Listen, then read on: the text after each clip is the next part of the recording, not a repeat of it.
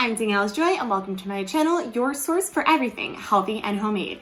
Today we're going to be hitting it out of the park with our own cornhole set. Yes, we're going to be building a regulation size cornhole from scratch, and this is so easy that you're going to be able to do it too after this.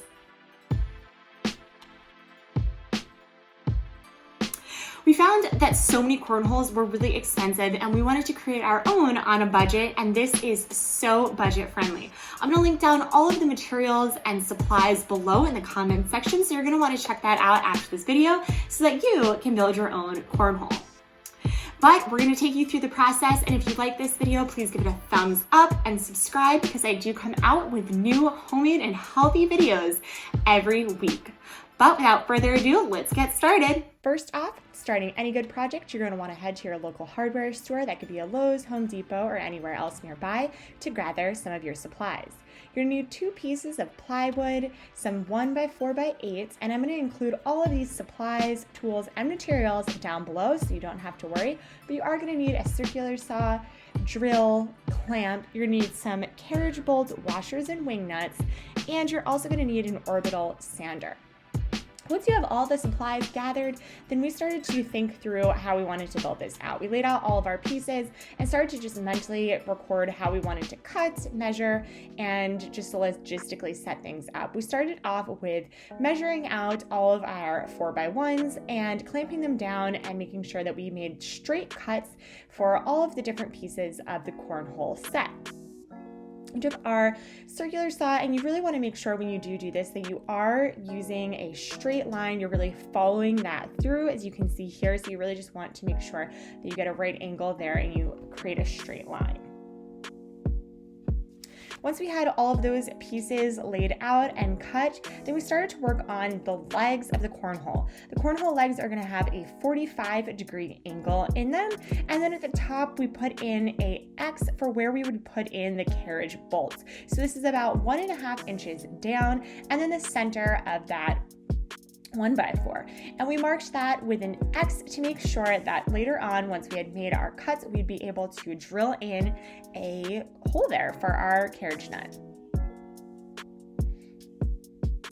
Once we had our legs cut out, we took I used a pre-workout bottle actually here, but you could use a compass, and created just a semicircle on the top. And this is so the legs will be able to move in and out of the cornhole so you can set it up or take it down so they aren't kind of sticking out.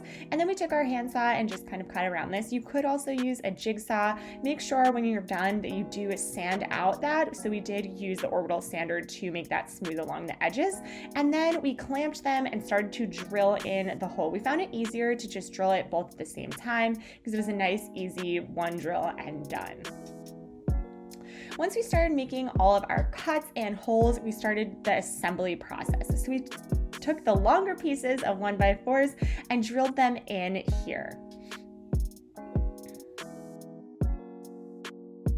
We did about 3 drills per side, and when you are drilling in these screws, you want to make sure that you're not going flush the surface, but you actually indent a bit.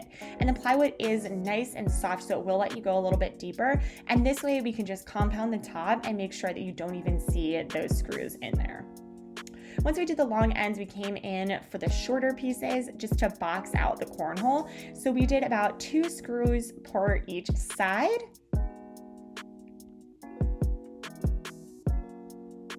So many screws. And the page cam, she's always here loving on all of our DIY projects. Now, once we had gotten all 4 sides of both of our cornholes, then we were able to take it over and turn it on top and make sure that we get one hole in the center, really make sure that everything is held in place. Again, there are so many screws, it was crazy, but you just want to make sure everything's in. Paige, comment below if your dog hangs out with you when you're doing DIYs. So this is the cornhole set. Then, as I said earlier, we used some joint compound to just cover up those screws. So you do want to make sure that they aren't flush, but they're a little indented in. And that's only on the cover. For the sides, we didn't really worry about it because you don't see that as much. And then we took our hole saw. This is a 6-inch hole saw that you can actually plug right onto your drill and create the perfect hole. If you don't have a hole saw, we actually have a great kit that we purchased on Amazon. It was only $20 for a 19-piece set, and I will include a link of that below because it was crazy how inexpensive it was compared to some of the hardware items that we saw at Home Depot and Lowe's. We're just gonna drill that in here. This drill, it did take a little bit of time, which I think is maybe why it was a little bit cheaper, but it got the job done, let me tell you.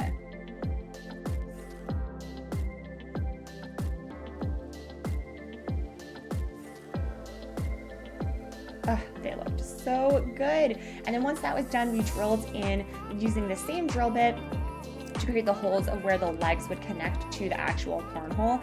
And for some reason, it was just smoking so much. It was crazy, but no fires were started in this. And I just want to let you know to be careful. Then we took those 1/2 inch by 4-inch carriage bolts and we stuck them into the cornhole. So they do have a squared edge on them. And what's good about this is they'll actually nail right into the wood. So you want to make sure that you put those in, you nail it in as much as you can. And then later on, we will apply the legs to those. So then we added the legs, and you're gonna want to add some washers and wig nuts to those as well. This way you just secure it on, and we're gonna also use some super glue. I didn't show it here, but we just super glued those washers and wig nuts on so that they didn't move too much once it was assembled. And this way you don't have a leg just coming off anytime.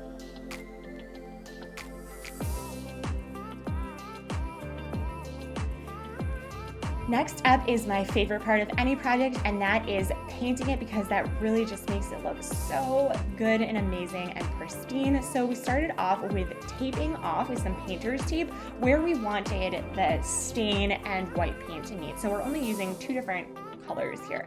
So we edged out the sides because we knew that we wanted to use the exterior paint for over the joint compound. If you aren't going to do paint over that, then you would want to use just like a wood putty. And then we got our stain. So we used a Jacoba bean color. It was a nice dark stain color. And I went over and applied the stain, and then Chris came up behind me and just wiped it off a bit. Now make sure before you apply this stain, you are going to want to make sure that you do go over with the Orville sander. We forgot to take a video of this, but you really want to make sure to sand that down so it's nice and smooth before you stain. And then we let that dry until it was dry to the touch and started to peel off the tape. Oh my gosh. Does that not feel so good when you just get a nice, glorious, pristine line following the tape? Oh, this is probably my favorite part of the project, peeling off the paint. Now we did the stain first because you see that it does bleed a little bit. So then, oh, Paige. So we did do this stain first because it did bleed a little bit. And then we took our tape, and Chris actually went by and used an X-Acto knife to make sure that he created clear lines with the paint. I started off using a small brush to get in there, and I just started to realize that this was taking so much time. So you're gonna see later on that I do switch to a bigger brush, but I think the better you can get with your paint, the easier you're gonna make it for yourselves in the long run. So it might take a little bit longer to X-Acto cut that, but it's gonna be worth it. And here's my tip of the project. When you are doing any paint project and reusing the paint color at a later time, you can just stick that paintbrush into a plastic bag, stick it in the refrigerator, and it will keep the brush nice and moist for the next time that you need to use it. And sorry for saying the word moist, but it just keeps it so nice. And this is great for when you're doing any painting project, even just painting a room. I've used this so much. You can stick a roller in there. Oh, it's so great. But again, yeah, we taped that off and it looked great. And then we added a layer of polyurethane to the top. This just makes sure that it will weather through and just keep it a nice, shiny, and a smooth surface for your beanbags to go across. When you are doing this, you're just gonna wanna wipe it on. I wish we used a smaller cloth because a lot of it was absorbed in that cloth. And then, looks so great. I'm so proud of this project. I hope you guys enjoyed this video as much as I did. I know that we are so excited to start using our cornhole set, and I really want to see pictures of your cornholes that you guys create. So make sure to tag me on Instagram at Danielle Joy, or shoot me a DM with your picture. I'm so excited to see what they look like. And if you like this video, please do give it a thumbs up and subscribe, as I do post new videos every week. Thanks, and have a good week.